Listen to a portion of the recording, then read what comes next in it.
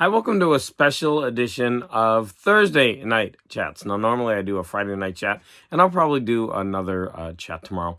But so many people have been reaching out to me asking how I am, friends, family, a lot of YouTubers. Thank you all so much. So, what's going on is I live in Los Angeles, and of course, there's a lot of fires going on right now, and it's being spread by winds, really strong winds that happened on Tuesday night. So I just wanted to give you a background of what's going on and what's happening.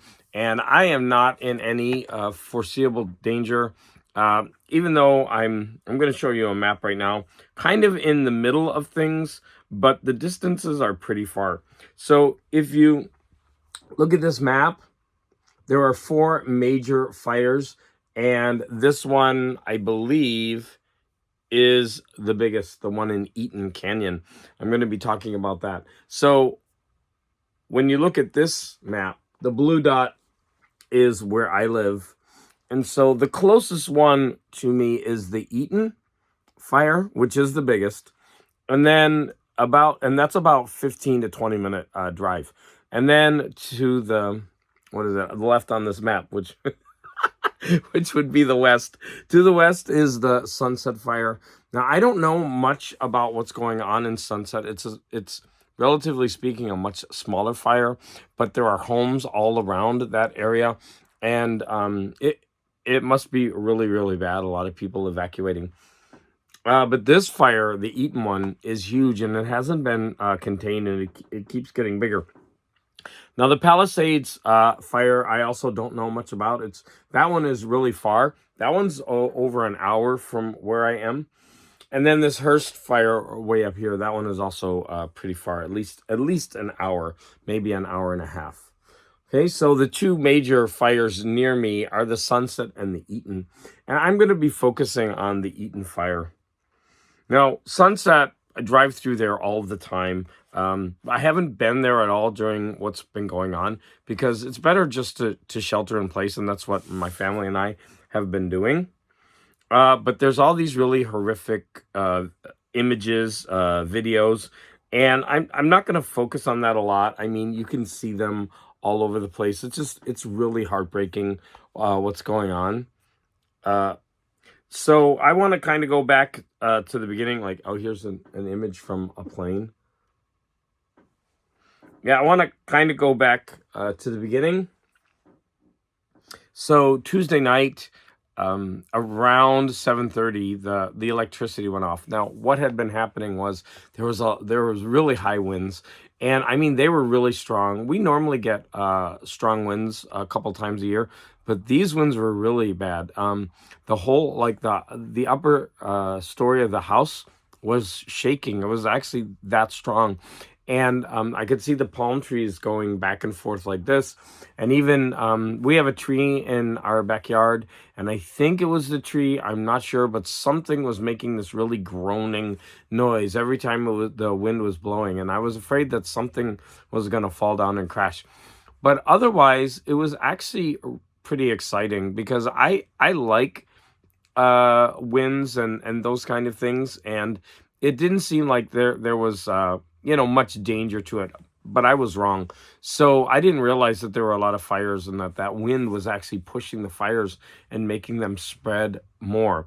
But coming back to me, so I was in my house and I was listening to the wind. It was blowing. We were all kind of like, oh, wow, kind of enjoying it, although it's like the kids were like, well, what's going on? And then the lights went out. Okay, and so the lights went out and they didn't come on all night. It was okay because I got a Switch game as a present, and I was playing a game as I went to sleep. Not having electricity is not that big a deal these days because before you'd need to, use lamps to like read or whatever. But with all the electronics, excuse me, you don't really need all that stuff. So the only thing you have to do is make sure your electronics are being charged. So the next morning when I woke up, which was Wednesday, the power still wasn't on, and I had to get ready for school. And so I had to take the dreaded cold shower. It was really bad. So of course I didn't turn on the shower and like get in the shower. I would like open the faucet and just throw water on myself. Yeah, cold showers are difficult for me. But anyways, I did it.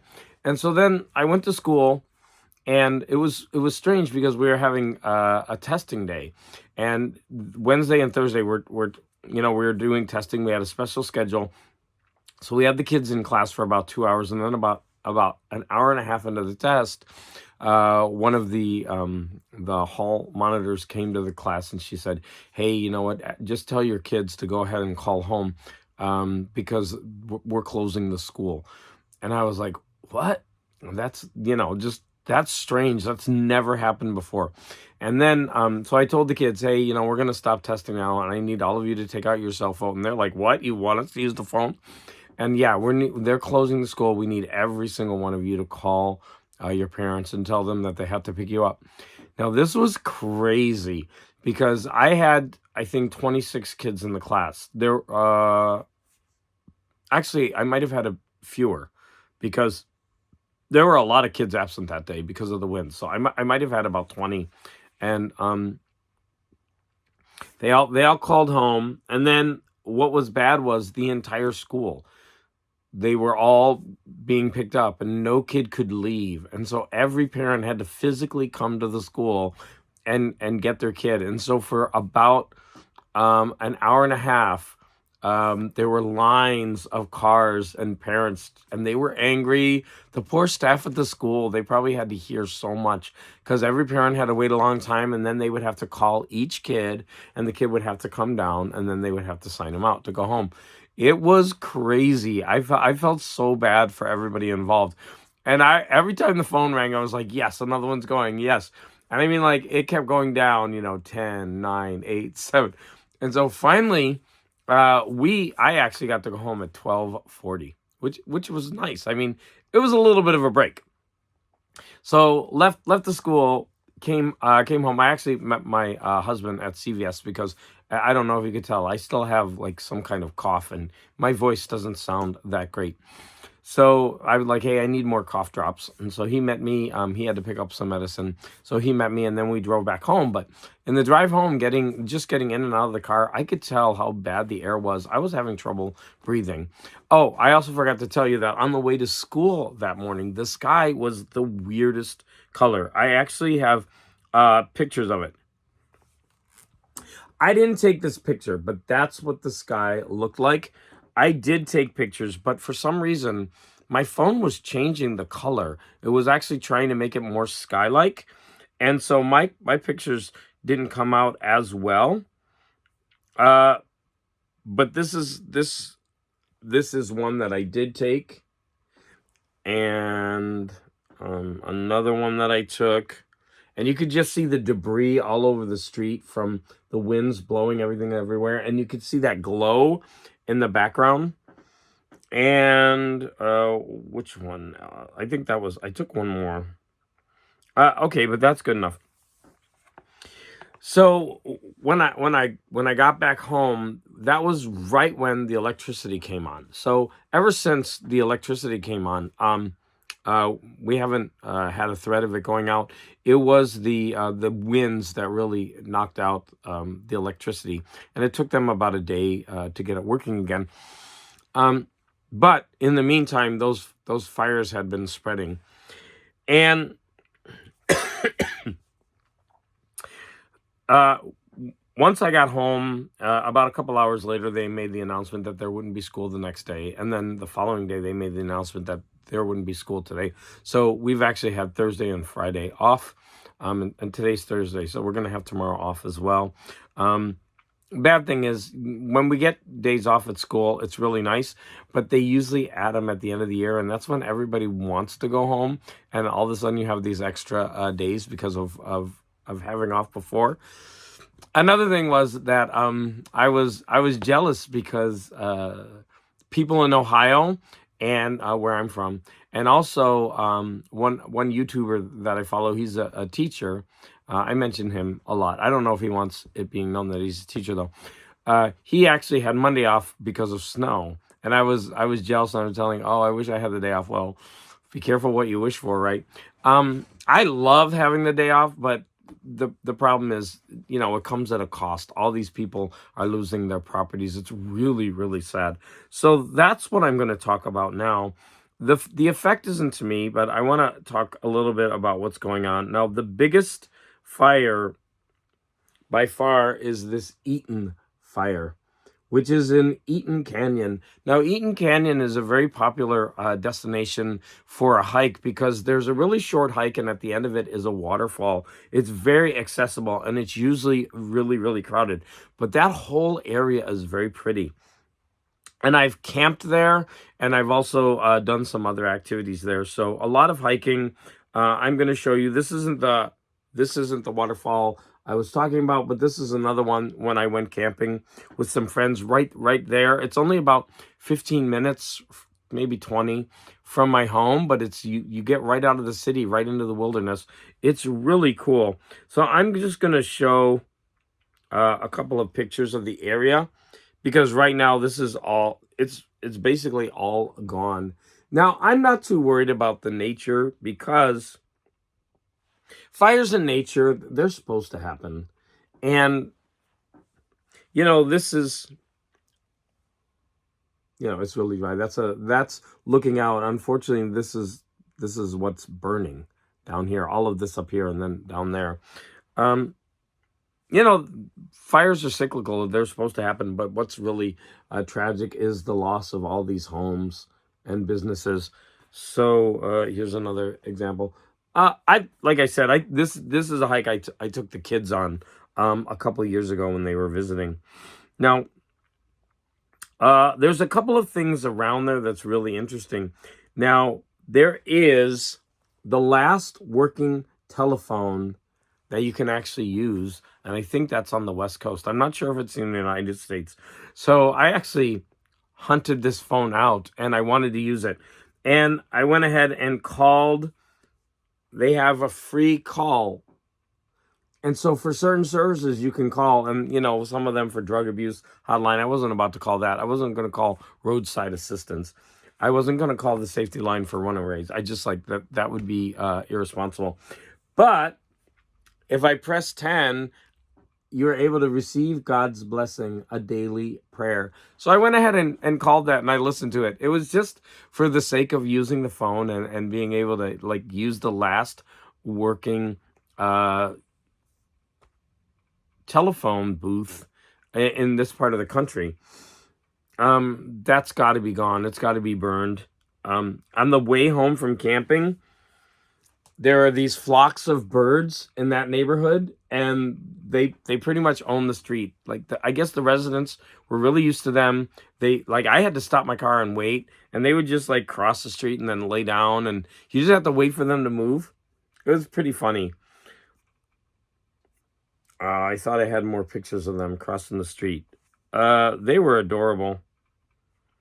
Yeah. Gorgeous birds. That one's a peacock. Just over there crossing the street. And here's another one with the peacocks. But unfortunately, this is the area that's all burnt. It's all gone.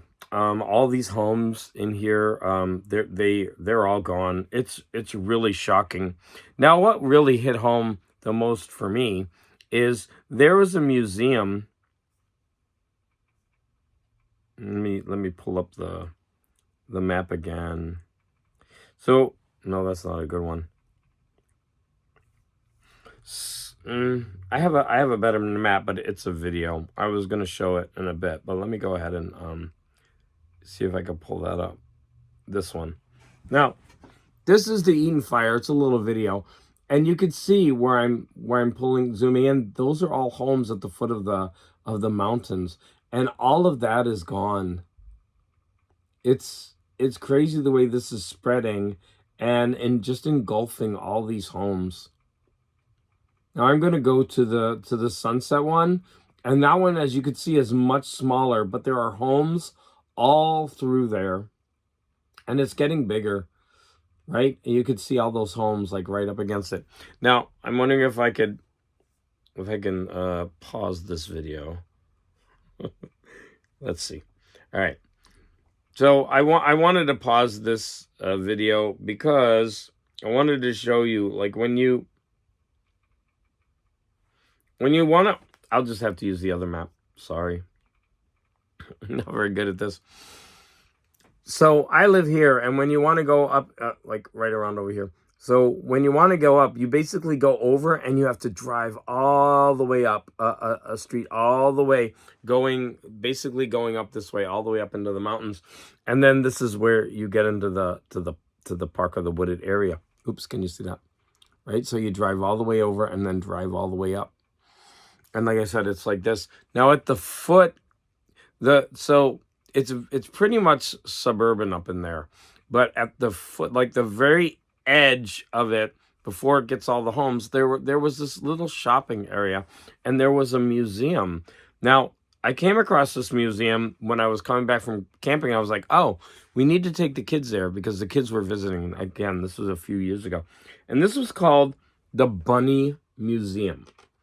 I'm gonna talk about this museum a little bit, because this museum was a one-of-a-kind museum.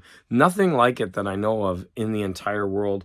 It was a private museum, and all the people did was they collected anything related to rabbits, and they did it over 40 years.